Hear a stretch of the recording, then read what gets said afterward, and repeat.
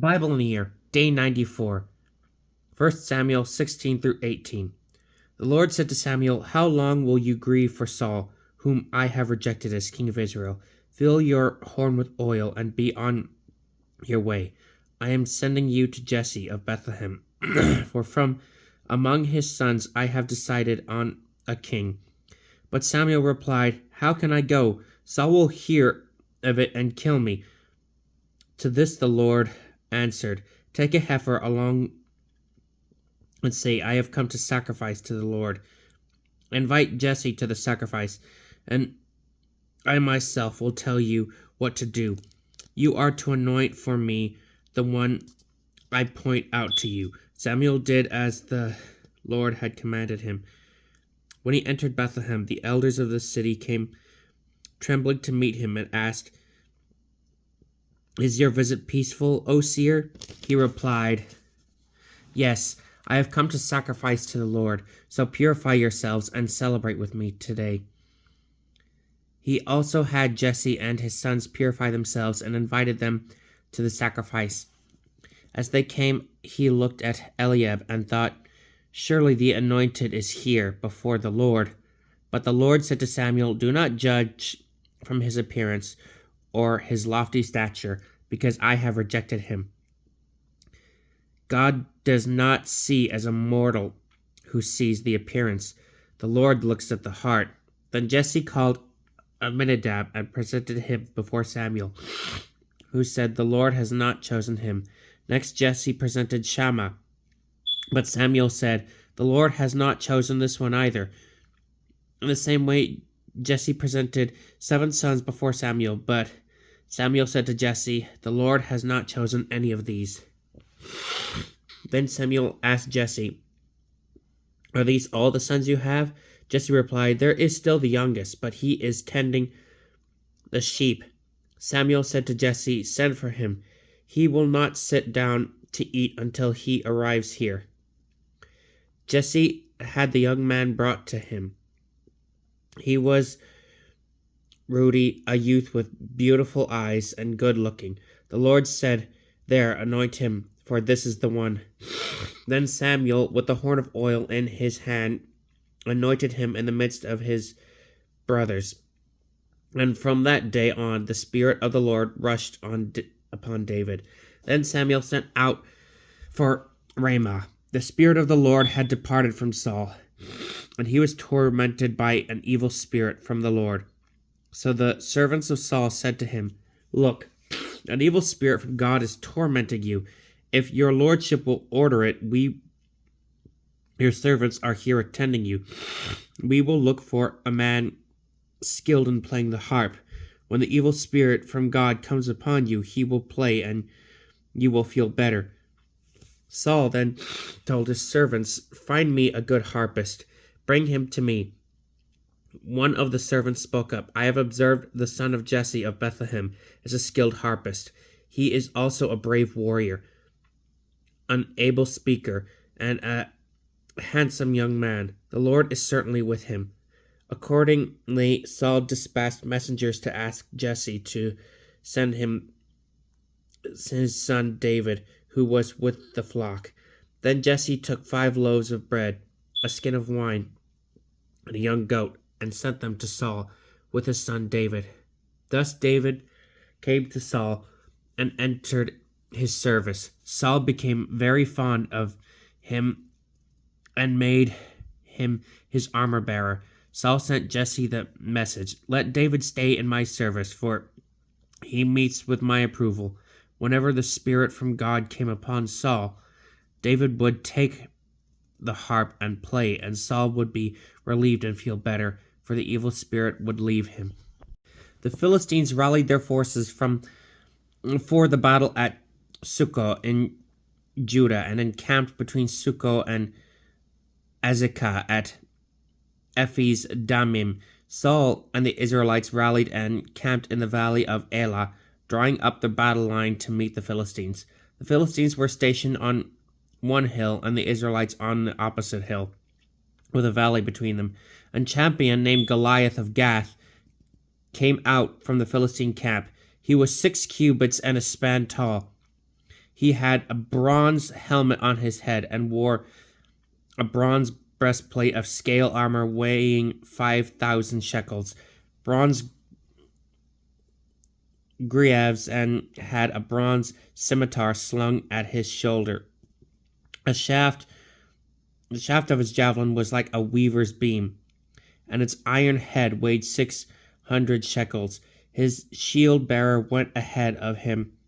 He stood and shouted to the ranks of Israel, "Why come out in battle formation?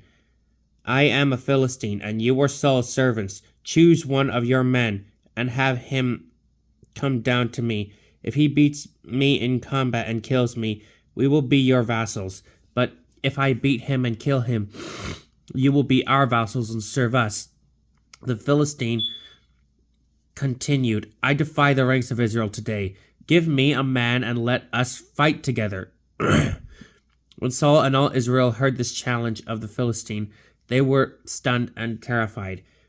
David was the son of an Ephrathite named Jesse from Bethlehem in Judah, who had 8 sons. In the days of Saul, Jesse was old and well in years. The 3 oldest sons Jesse had followed Saul to war. The names of the 3 sons who had gone off to war were Eliab the firstborn, Abinadab the second, and Shammah the third.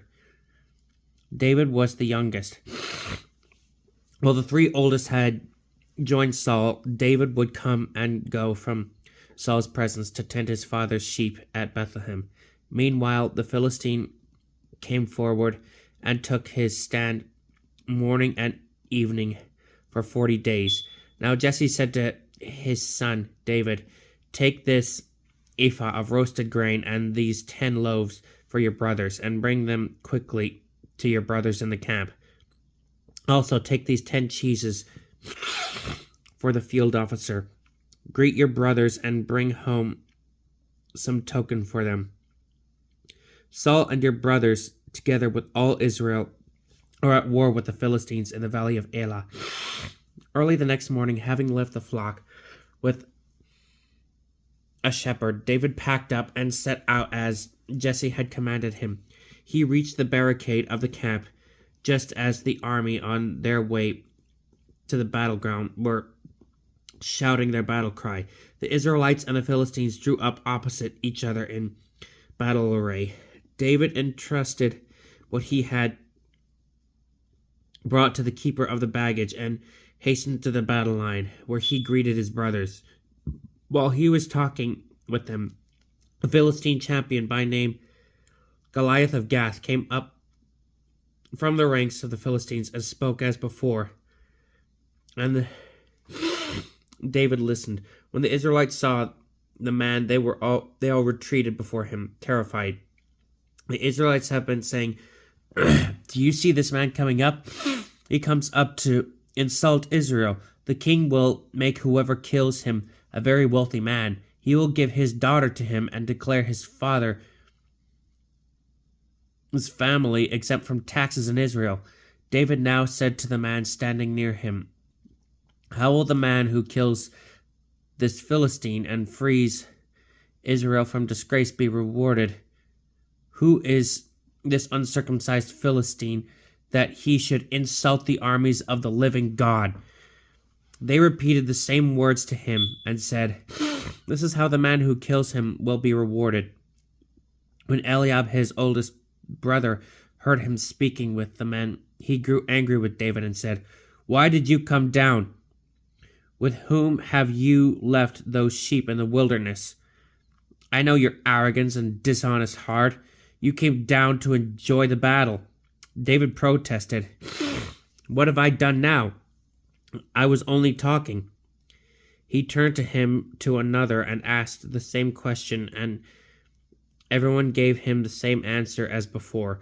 The words that David had spoken were overheard and reported to Saul, who sent for him.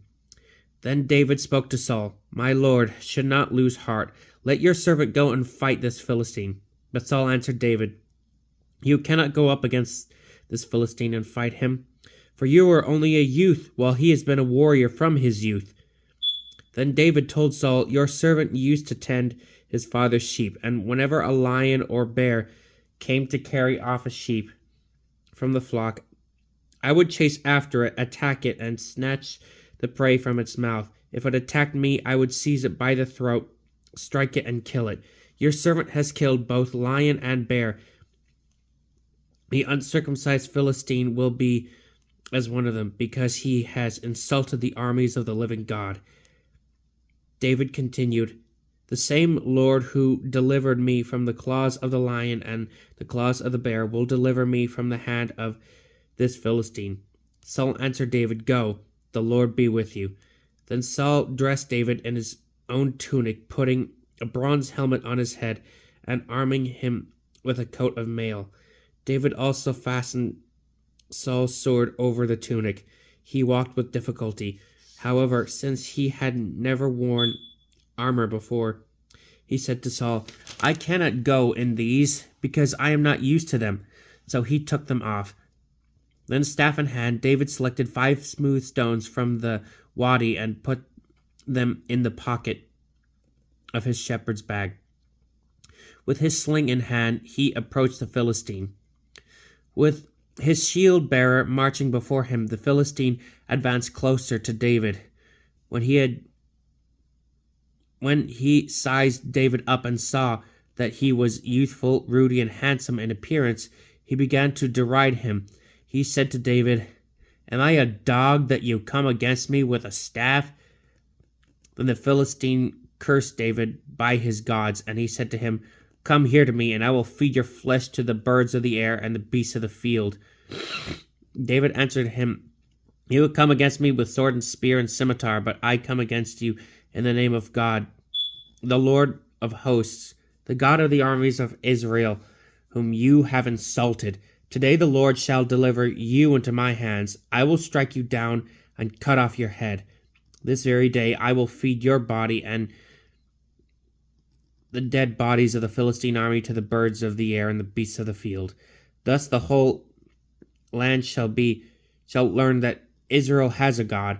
All this multitude too shall learn that it is not by sword or spear that the Lord saves, for the battle belongs to the Lord, who shall deliver you into your hands." The Philistine then moved to meet David at close quarters, while David ran quickly toward the battle line to meet the Philistine. David put his hand into the bag and took out a stone, hurled it with the sling, and struck the Philistine in the forehead. The stone ebbed itself in his brow, and he fell on his face to the ground. Thus David triumphed over the Philistine.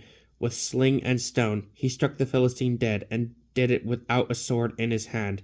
Then David ran and stood over him with the Philistine's own sword, which he drew from its sheath, and he killed him, cut off his head. When the Philistines saw that their hero was dead, they fled. Then the men of Israel and Judah sprang up with a battle cry and pursued them to the approaches of Gath and to the gates of Ekron. The Philistines fell wounded along the road from Shaaraim as far as Gath and Ekron. When they returned from their pursuit of the Philistines, the Israelites looted their camp.